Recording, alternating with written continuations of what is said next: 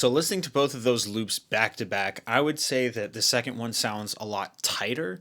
The first one sounds a lot looser. And one isn't necessarily bad and one isn't necessarily good. In fact, those terms don't really mean much when it comes to art in general, but that's for another video. But the second version has a lot more cohesiveness. And it's not like the first version isn't swung. In fact, this the noisia layer right here is actually very swung. So every 16th note, this one, every other 16th note is pushed back in time. So you can see it's actually very swung. But if we see where our other loops are hitting, you can see that this one is not swung. In fact, it's a little bit rushed. And so you can see these weird little mismatches between notes, like these two notes aren't lining up at all. In fact, they're off by about, let's see, 29 milliseconds. Which doesn't sound like a lot, but your ears can pick up on that. And additionally, all of our drawn-in MIDI drums are perfectly on the grid too, so none of that is swung either. But I heard a quote somewhere where somebody said, for dance music and people to feel like they can dance to music, the drums need to be reliable. They need to know where they're going to hit, they need to feel cohesive, they need to feel tight. When the drums start to sound unsure of themselves or a little bit like self-conscious, even though, they're just sounds and they don't actually have emotions, it can tend to make the track less danceable overall. So let's talk about what I did on this second loop to get everything sounding tight.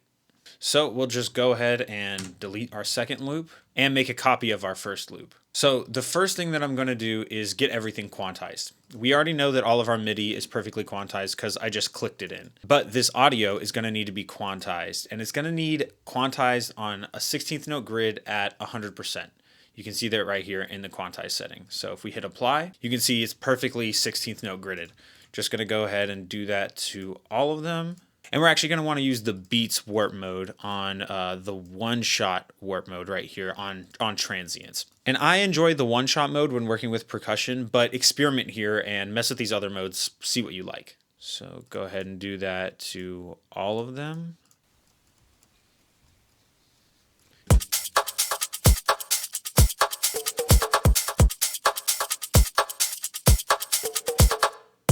So now everything is moving together and is like cohesive, but we have no swing, which results in zero sauce. So for the sauce, we need a little bit of swing, and we're going to use the groove pool right here in Ableton. I'm sure other DAWs have something similar. And I like to just use the Ableton swing. I like the 16th note swing, and you can actually preview these if you click on them.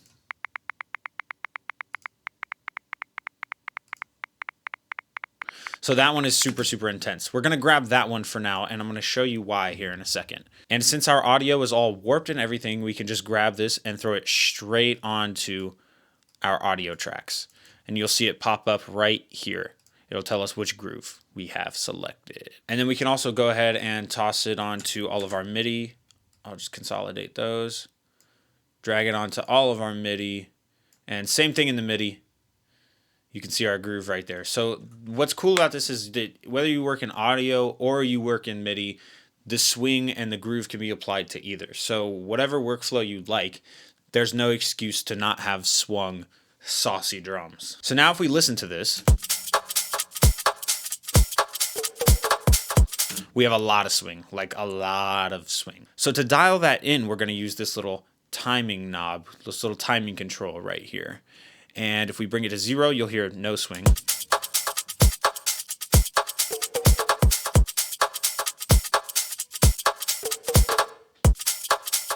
And at 100% swing, we have a ton of swing. So usually I can kind of find something in here around 50, 70%.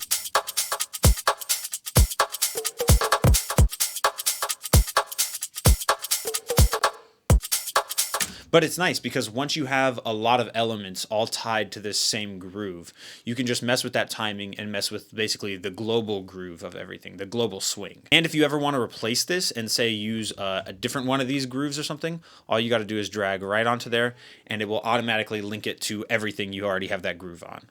Now, the weird thing here is you'll notice is that we zoom in on some of the MIDI and our loops we have going on, it doesn't look like anything is actually physically swung. And we can change that by hitting this little button right here, which commits the groove. And you'll see if I do that, it just scooted everything over.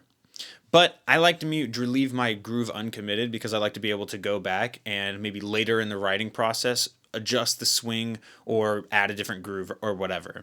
So I'll go ahead and Control Z that, and you see it pops right back. So that is kind of how to get your drums nice and cohesive sounding, but also have a nice groove to them and be swung. Because having zero swing on your drums for dance music just like kind of sucks unless you're like a rhythm producer, I guess. I don't know. And I actually want to just do one extra little tip real quick. So if we grab a drum rack, throw it on here, and people who work in audio, don't click away just yet. Okay, this will work for you too. And then we'll just grab, say, just 2 claps. Yes, that type of clap and something similar.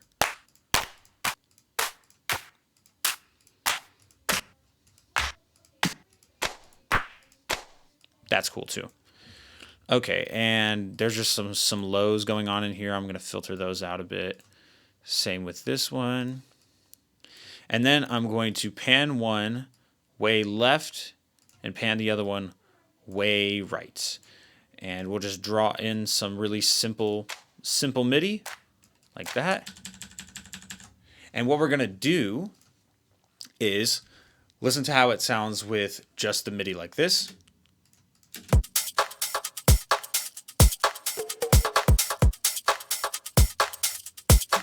Cool. So that adds a little bit of a lifelike kind of feel to those claps. They feel very real. But if we want it to be even more real sounding, we can just go ahead and grab any random swing. It almost doesn't matter in this case, and you'll see why. And we're going to apply it to those claps. And then we're going to pull the timing down to 0. So it's not actually changing the swing at all. We're just going to utilize this random function. So at first, I'll go really crazy with it. And essentially, this will move your claps, your separate clap samples, forward and backward in time completely randomly, as if it were 2 people actually clapping and being a little bit off from one another, because they're never going to be perfectly on grid with each other. So let's just solo and see what these sound like together.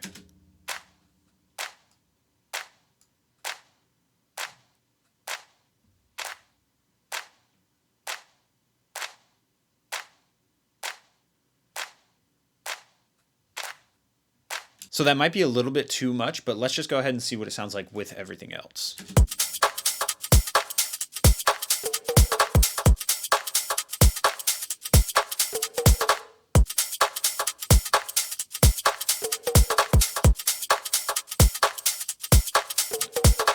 Yeah, I like it. Somewhere around that 50% mark is really, really nice. And so the very last thing you need to do to get this really nice and saucy is join the Discord and subscribe. Bye.